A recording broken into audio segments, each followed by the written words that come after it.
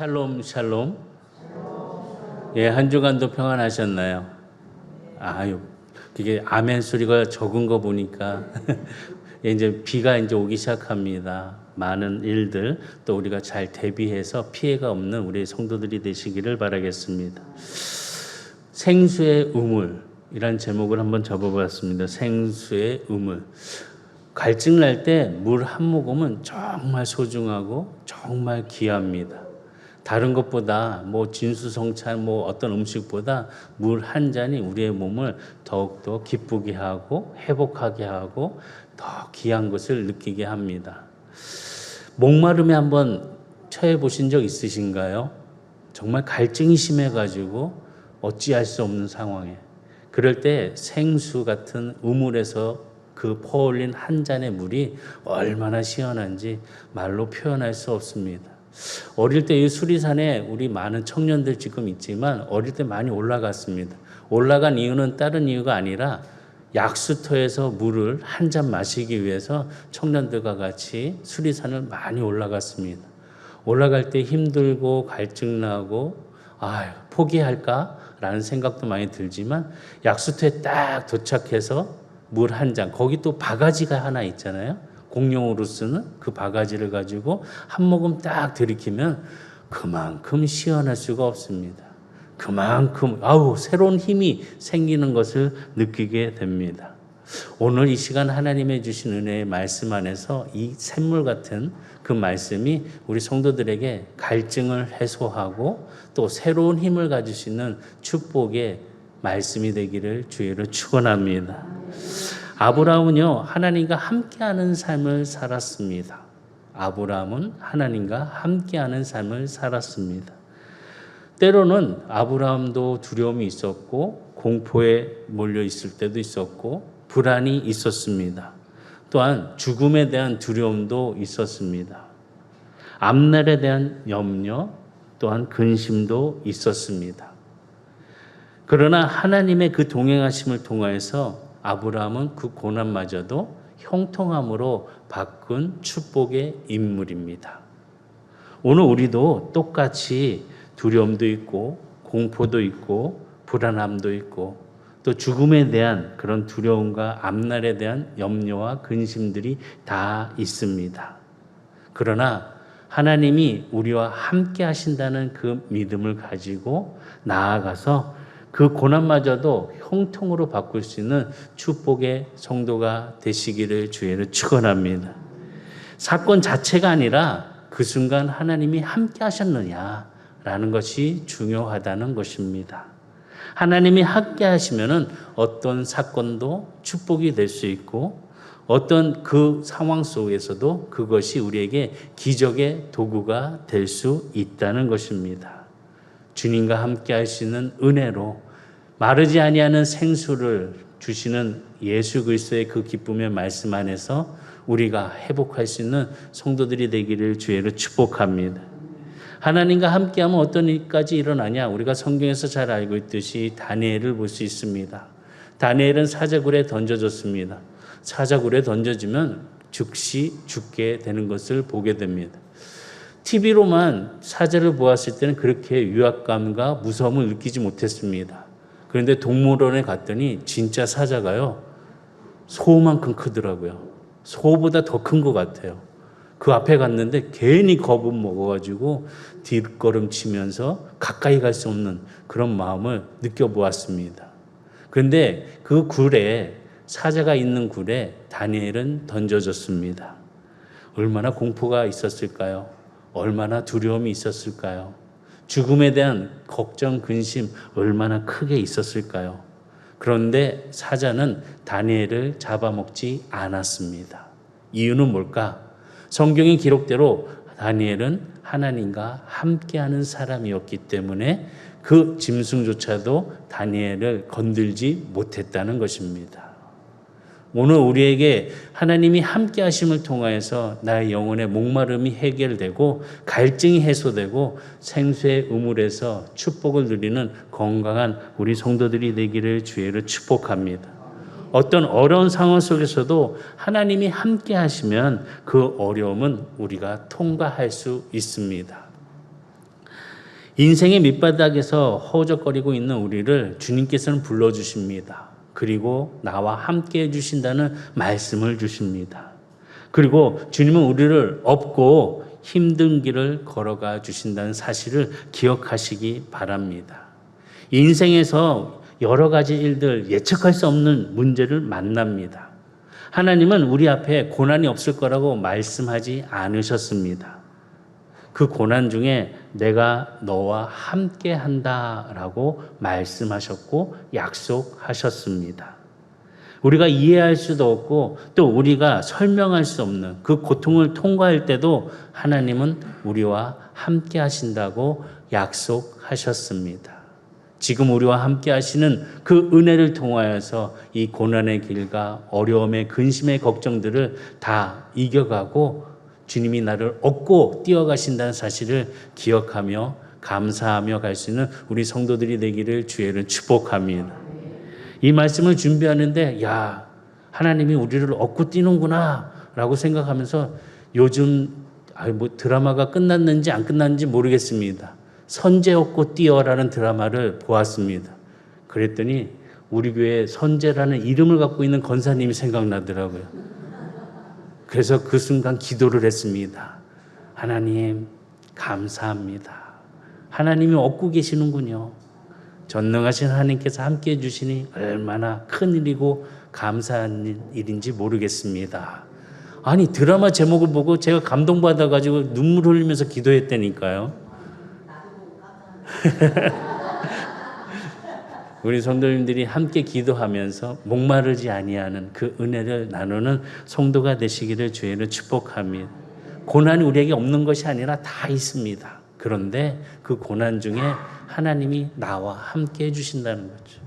이 함께 해주심을 통하여서 주님이 주신 은혜를 힘있게 또 밝게 전진해가는 우리 성도가 되시기를 주의는 축복합니다. 이사야 41장 10절에 보니까 두려워하지 말라 내가 너와 함께함이라. 놀라지 말라 나는 내 하나님이 됨이라. 내가 너를 굳세게 하리라. 참으로 너를 도와주리라. 참으로 나의 의로운 오른손으로 너를 붙들리라. 주님이 함께 해주시며 말씀하신 것을 마음에 깊이 새겨가면서 힘을 낼 수 있는 우리 성도가 되시기를 주의는 축복합니다. 또한 이사야 43장 2절에 내가 물 가운데로 지날 때 내가 너와 함께 할 것이라. 강을 건널 때 물이 너를 침몰하지 못하게 할 것이며 내가 불 가운데로 지날 때 타지도 아니할 것이요 불꽃이 너를 사르지도 못하리니. 하나님께서 이처럼 함께 해주실 때 어떤 상황과 환경이라 할지라도 흔들리지 않는 은혜로 우리를 붙잡고 계시다는 것입니다. 하나님의 동행하심을 믿고 우리 성도들도 승리하는 삶을 살아가는 기쁨이 되시기를 주에는 축복합니다. 우리는 무엇보다 말씀을 통해서 주신 메시지를 깊이 생각하면서 은혜를 나눠야 합니다. 오늘 말씀을 보니까 아브라함은 우물을 가까이 한 사람이라는 것을 볼 수 있습니다. 우물을 가까이 한 사람. 지금 말씀을 보면 창세기 21장 23절과 25절의 말씀 보면 그런즉 너는 나와 내 아들과 내 손자에게 거짓되이 행하지 아니하기를 이제 여기서 하나님을 가리켜 내게 맹세하라. 내가 내 후하대한 대로 너도 나와 내가 머무는 이 땅에 행할 것이니라. 아브라함이 이르되 내가 맹세하리라 하고 아비멜렉의 종들이 아브라함의 우물을 빼앗은 일에 관하여 아브라함이 아비멜렉을 책망하며. 지금 아브라함이 아비멜렉을 만났을 때 그들의 종들이 우물을 빼앗은 것에 대해서 책망하고 있는 말씀입니다. 다시 보면은 물이 얼마나 중요한 것인지를 아브라함은 알고 있었습니다. 물이 없으면 존재할 수 없다는 것을 기억하고 있었고 그 물은 복의 원천이라는 사실을 알고 있었습니다. 그런 까닭에 아브라함은 어디를 가든지 우물을 팠습니다. 그리고 우물을 가까이 했습니다. 이 모습을 보고 자란 아들 이삭 또한 우물을 가까이 하는 것을 배웠습니다. 아브라함에게 배웠다는 것입니다. 창세기 26장 17절과 19절에 보면 이삭이 그곳을 떠나 그랄 골짜기에 장막을 치고 거기 거류하며 그 아버지 아브라함 때에 팠던 우물들을 다시 팠으니 이는 아브라함이 죽은 후에 블레셋 사람이 그 우물을 메웠습니다. 이삭이 그 우물들의 이름을 그의 아버지가 부르던 이름으로 불렀더라. 이삭의 종들이 자기 골짜기를 파서 샘 근원을 얻었더니 우물을 팠는데 그 우물이 바로 샘의 근원이라는 것입니다. 아버지가 한 행동을 그대로 이삭 또한 그 물에 대한 소중함, 그 복의 근원을 알고 우물을 팠다는 것입니다. 우물이 얼마나 귀했으면 우물마다 이름을 지어 주었습니다. 유목민에게 있어서 가장 중요한 것은 바로 물이었습니다. 그것이 바로 생명의 근원이었기 때문에 어디를 가든지 물을 찾아야 되고 우물을 파야 했던 것입니다. 발견하지 못하면 유목민들에게는 모든 것이 어두움이고 죽음이었습니다. 그래서 가는 곳곳마다 물을 먼저 찾고 생명의 근원을 우물을 통하여서 얻었던 것입니다. 다시 보면은 이 생명의 근원 우물을 통하여서 물의 귀중함을 알고 있었던 것입니다. 외적인 것이 아니라 물질적인 것이 아니라 이 생명의 원천의 이 물을 통하여서 그 크신 은혜를 누려가면서 삶을 아름답게 만들어 갔다는 것입니다. 그러면 이 우물, 생수, 성경에서는 이 우물을 무엇으로 이해를 하고 우리가 알아야 되는지 이것을 함께 나누려고 합니다. 말씀하신 우물은 무엇이냐? 첫 번째는 하나님입니다. 하나님이 우리와 함께 하시면 은혜입니다. 또 우리가 동시에 그 할 일이 있습니다. 하나님 우리와 함께 하심을 통해서 우리는 하나님과 가까이 있어야 합니다. 하나님은 생명의 근원이시기 때문에 그 생수의 근원을 떠나서는 살 수가 없다는 것을 우리는 기억하고 주님과 함께 가까이 하도록 우리가 힘을 쓰고 노력해야 한다는 것입니다. 에레미야 17장 13절에 보면 이스라엘의 소망이신 여호와여 무릇 주를 버리는 자는 다 수치를 당할 것이라. 무릇 여호와를 떠나는 자는 흙에 기록이 되어 오리니 이는 생수의 근원이신 여호와를 버림이라. 생수의 근원이신 여호와를 버림이 바로 죽음을 이야기합니다. 영혼이 누릴 수 있는 가장 위대한 축복은 바로 우물을 가까이 하는 것. 복의 근원을 함께 하면서 생수를 마실 수 있는 것이 바로 가장 위대한 축복이라는 것입니다. 하나님께 나아가고 우리의 마음속에 환영하고 지친 영혼들을 주님께서 그 크신 은혜를 통하여 놀라운 생수로 우리에게 목을 축여주실 때 우리는 그 은혜를 누려가며 새로운 힘을 얻었다는 것입니다. 고통 중에 기쁨을 가질 수 있는 생수, 나약한 자에게는 힘을 주는 생수, 절망 중에 있는 자들에게는 희망을 주는 생수가 바로 주님께서 우리에게 주시는 놀라운 우물이라는 것입니다. 만약 우리가 분주해서 하나님이 나와 함께하고 계시는데 우리가 주님을 가까이 하지 못한다면 그 우물은 뺏기게 된다는 것입니다. 지금 아브라함은 아비멜렉의 종들에게 우물을 빼앗겨 버린 것을 볼 수 있습니다. 우리가 늘 함께 하지 못하고 가까이 하지 못하고 바라보지 못한다면 그것은 우리의 것이 아닙니다. 말씀을 늘 가까이 하고 생명의 그 원천을 따라서 우리의 생명 또한 새롭게 일어날 수 있는 축복으로 말씀 안에서 놀라운 은혜를 마음의 갈증들을 해결할 수 있는 우리 성도들이 다 되시기를 주의를 축복합니다. 하나님은 우리 보러 물가로 나오라고 초청해 주셨습니다. 이사야 51장 1절을 보면 오라 너희 모든 목마른 자들아 물로 나오라. 돈 없는 자도 오라. 너희는 와서 사 먹되 돈 없이 값 없이 와서 포도주와 젖을 사라. 주님은 물가로 나오라고 말씀하십니다. 목이 마를 때 주님께서는 나오라라고 말씀하십니다. 그때마다 주님께서는 생수를 주겠다 약속을 해 주셨습니다. 오늘 이 시간 우리가 주님 앞에 나와 있는 이 시간 그냥 있다 가는 것이 아닌 내 앞에 나와 생수를 주시는 은혜 예수 그리스도의 그 말씀 안에서 모든 것이 갈증이 해소가 되고 또 참된 생명을 얻을 수 있는 우리 성도들이 되기를 주의로 축복합니다. 요한복음을 보면은 예수님이 목마른 사마리아 여인을 만납니다. 이 여인은 정말 갈증이 많이 있는 여인이었습니다. 남편이 5이나 있음에도 불구하고 여전히 목마른 여인이었습니다. 이때 예수님께서 이 여인에게 말씀하십니다. 요한복음 4장 14절에 내가 주는 물을 마시는 자는 영원히 목마르지 아니하리니 내가 주는 물은 그 속에서 영생하도록 솟아나는 샘물이 되느니라. 주님이 주시는 그 생물을 통하여서 영원히 마르지 아니하는 은혜를 누려가는 우리 성도들이 되시기를 주의는 축복합니다. 주님이 약속하신 생수는 우리 모두에게 주신 약속이십니다. 그 약속을 붙잡고 예수님께 나아가고 그 생명의 생수를 통하여서 은혜를 누려가며 그 약속을 받는 축복의 성도들이 다 되시기를 주의로 축복합니다. 요한복음 7장 37절과 39절에 보면 명절 끝날 곧 끝날에 여호와께서 서서 외쳐 이르시되 누구든지 목마르거든 내게로 와서 마시라. 나를 믿는 자는 성경의 이름과 같이 그 배에서 생수의 강이 흘러나오리라 하시니 이는 그를 믿는 자들이 받을 성령을 가리켜 말씀하신 것이라.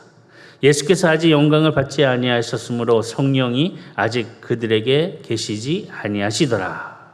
무엇보다 주님이 주시는 은혜 그 말씀 안에서 주님께서 약속하신 그 은혜를 주님 앞에 가까이 나아가 그 생수를 마시고 영혼의 회복을 누리는 귀한 성도들이 다 되시기를 주의로 축복합니다. 두 번째, 생수의 우물은 무엇이냐? 하나님의 말씀입니다. 하나님의 말씀은 생수입니다. 아브라함은 언약을 붙잡고 살았습니다. 하나님이 주신 말씀을 붙잡고 살았습니다. 그 말씀이 아브라함에게는 생수였습니다. 절망적인 순간에도 아브라함은 의심하지 않았습니다. 말씀에 그의 믿음을 가졌습니다. 말씀에 소망을 가졌습니다. 말씀에 기쁨과 평강과 지혜를 주신 것을 누렸습니다. 아브라함은 무엇보다 말씀을 쫓는 사람이었습니다. 창세기 12장 4절에 이에 아브라함이 여호와의 말씀을 따라갔고 그에게 있어서 하나님의 말씀은 그의 삶의 지표였고 나침판이었습니다. 말씀을 따라 살아갔다는 것입니다. 하나님이 아브라함과 사라에게 이삭을 주신 것도 언약의 말씀 안에서 이루어주신 축복이었습니다. 창세기 17장 4절에 보면 보라 내 언약이 너와 함께 있으리니 너는 여러 민족의 아버지가 될 것이라. 창세기 17장 21절에 보면 내 언약은 내가 내년 이 시기에 사라가 내게 난 이삭을 세우리라. 말씀 안에서 언약 속에서 이루어지신 그 약속을 행하시는 하나님을 보게 된다는 것입니다. 아브람과 사라가 이삭을 낳은 것도 바로 말씀의 열매였습니다. 창세기 21장 1절과 2절을 보면 여호와께서 말씀하신 대로 사라를 돌보셨고 여호와께서 말씀하신 대로 사라에게 행하셨으므로 사라가 임신하고 하나님의 말씀하신 시기가 되어 노년의 아브라함에게 아들을 낳으리니 이 짧은 1절과 2절에 여호와께서 말씀하신 대로가 3번이나 반복이 됩니다. 아브람과 사라는 말씀의 열매로 이삭을 얻었습니다. 그렇기 때문에 아브람은 이 언약의 말씀의 중요성을 믿었습니다.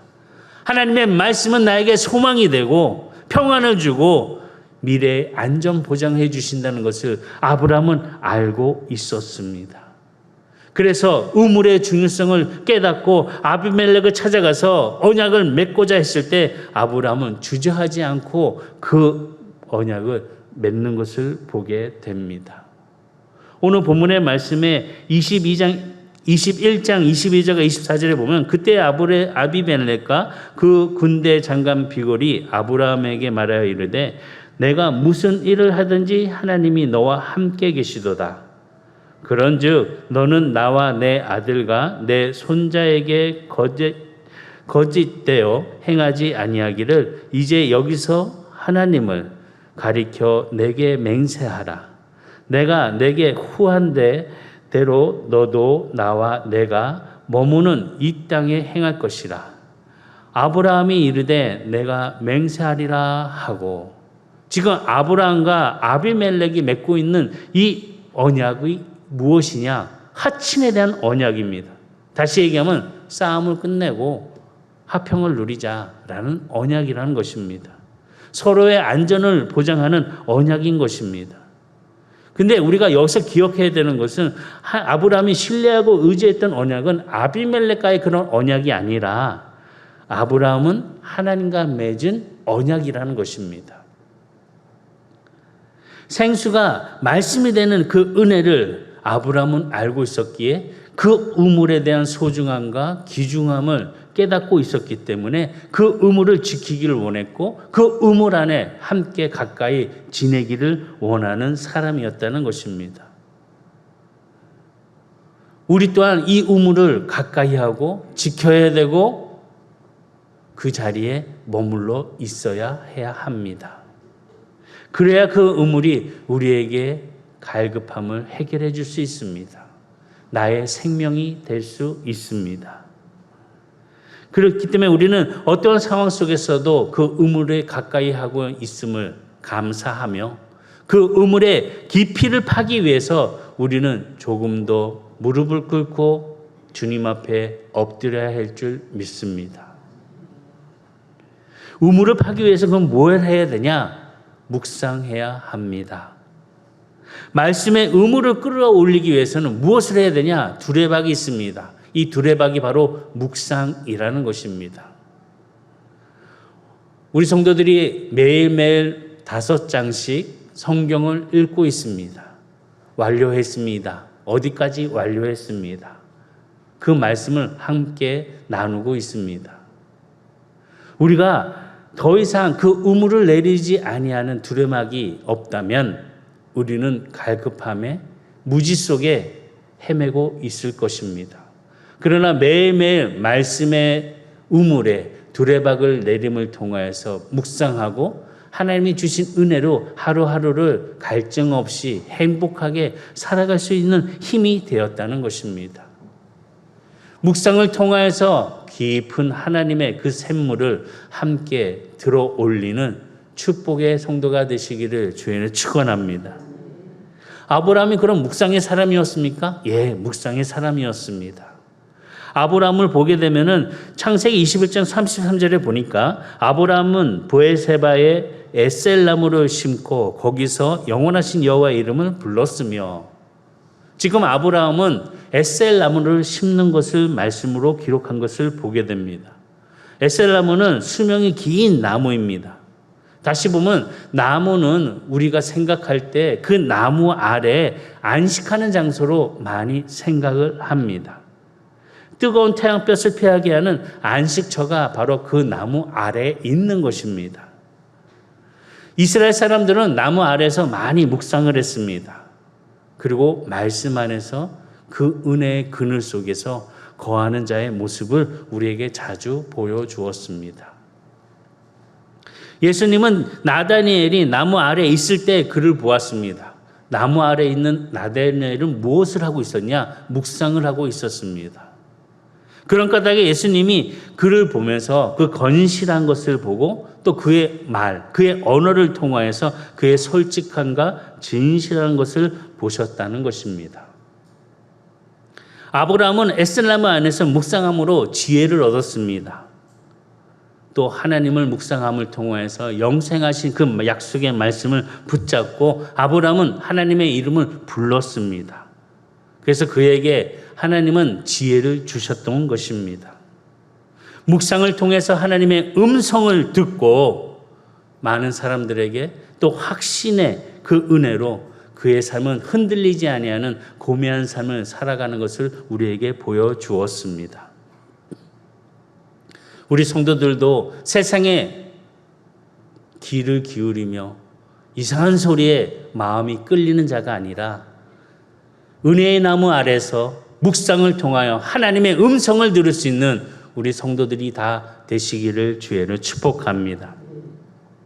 아브라함의 아들 이삭도 묵상의 사람이었습니다. 창세기 24장 63절 시작.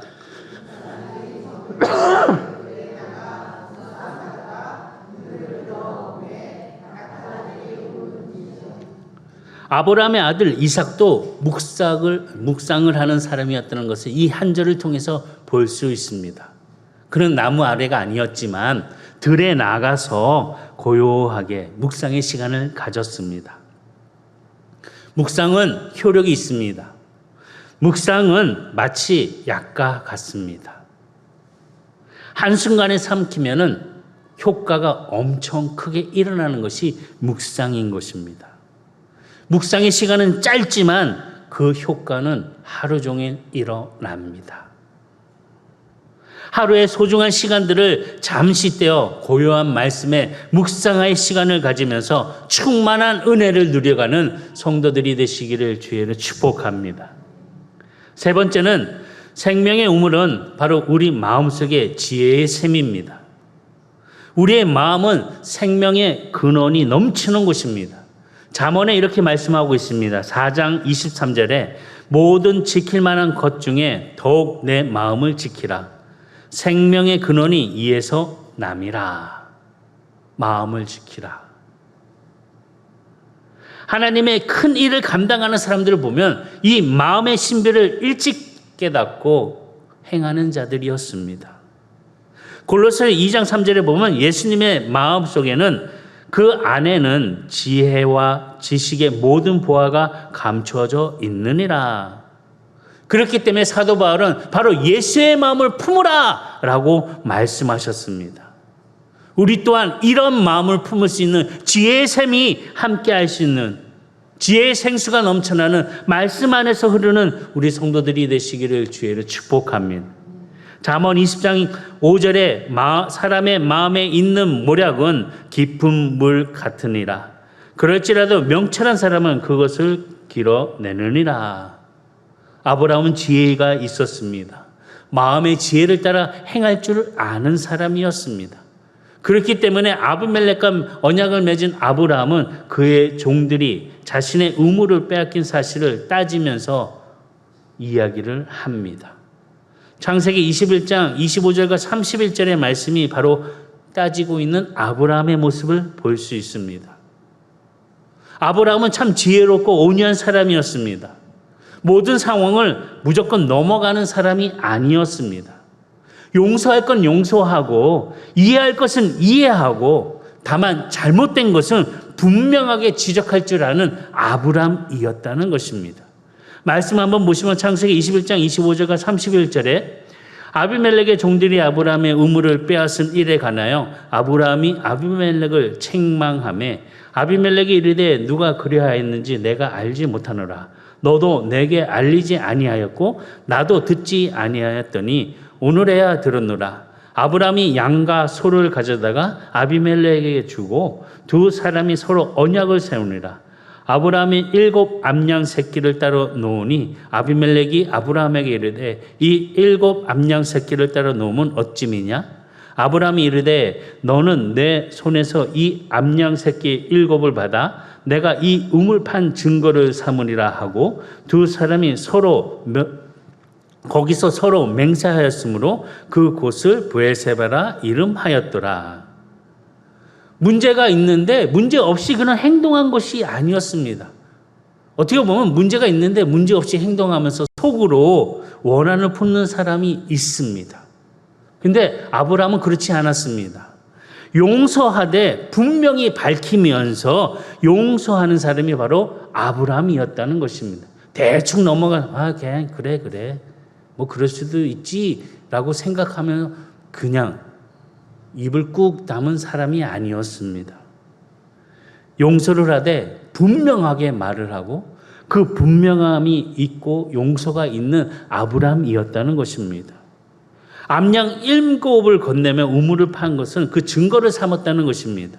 그리고 그 이름을 브엘세바라, 그 우물의 이름을 브엘세바라 명하였습니다. 브에세바라는 것은 다른 말씀의 뜻을 보게 되면 7의 희생에 관한 우물의 이름이었습니다. 7 우물입니다. 아브라함은 5년 성품으로 승리를 이끌어가는 사람이었습니다. 그러나 그 5년 성품 속에 지혜가 있었습니다. 말씀 안에서 묵상을 통하여 하나님이 주신 은혜의 지혜가 있었습니다. 다시 보면 그는 자신의 마음을 다스릴 줄 알았습니다. 그리고 그 지혜를 따라서 움직일 수 있는 사람이었습니다. 우리는 어떤 상황 속에 이런 일들이 일어나면 먼저 화부터 냅니다. 뒤를 바라보지 않습니다. 지금 그냥 화내는 게 나에게 최선이라고 생각을 합니다. 그러나 아브라함은 천천히 지혜롭게 그 상황을, 그 뜻을 이해하면서 가는 모습을 보여줍니다. 그 마음이 무엇보다도 깊었다는 것입니다. 마음이 깊을 수 있는 것은 바로 에셀나무 아래에서 하나님을 묵상하면서 그 마음의 깊이를 갖고 지혜롭게 행한 아브라함이었다는 사실입니다. 오늘 우리에게도 지혜로운 삶 속에 말씀의 깊이를 가지고 묵상의 두레박을 내리고 함께 그 물을 올려 마실 수 있는 은혜의 성도가 다 되시기를 주의를 축복합니다. 마음의 지혜를 찾아가시기 바랍니다. 그 마음속에 하나님이 우리를 만나주시고 또한 이 시간에 예배하는 예배자가 되기를 주의는 축복합니다. 말씀 맺겠습니다. 인생은 참 어렵습니다. 한량한 광야 같습니다. 거친 사막과도 같습니다. 그런데 그 광야에, 그 사막에 오아시스가 있습니다. 복의 원천이신 그 하나님의 말씀이 우리가 걷고 있는 이 사막과 광야 같은 곳에 오아시스라는 것입니다. 그 오아시스의 우물을 가까이 하시기 바랍니다. 목마름을 해결하시기 바랍니다. 생명을 유지할 수 있는 그 생물을 마실 수 있는 영적 은혜를 누리는 우리 성도들이 다 되시기를 주의를 축복합니다. 하나님께서는 광야에서 우리에게 목마르지 아니하실 것이라고 말씀하셨습니다. 이사야 35장 6절과 7절에 보면 그때의 저는 자는 사슴같이 뛸 것이고 말 못하는 자의 혀는 노래하리니 이는 광야에서 물이 솟겠고 사막에서 시내가 흐를 것입니다. 뜨거운 사막이 변하여 못이 될 것이며 메마른 땅이 변하여 원천이 될 것이며 승량에 눕던 곳이 풀과 갈대와 부들이 날 것이며 이 약속의 말씀을 붙잡고 광야에서 물이 솟고 사막에서 시내가 흐르는 은혜가 우리 성도들의 삶이 되는 사실을 기억하시기를 바라겠습니다. 하나님 앞에 가까이 나가 우물에서 묵상의 그 두루마기를 잘 내리고 물을 길러낼 수 있는 은혜로운 성도가 다 되시기를 주에는 축복합니다. 그러면 광야 같은 인생에 꽃이 피고 메마른 가슴 속에 즐거움의 노래가 솟구치는 은혜를 누려가는 귀한 성도들이 다 되기를 주에는 축복합니다. 힘내시기 바랍니다. 은혜 가운데 생수를 마시고 생명을 더욱더 건강하게 지켜가는 우리 성도들이 되기를 주에는 축복합니다.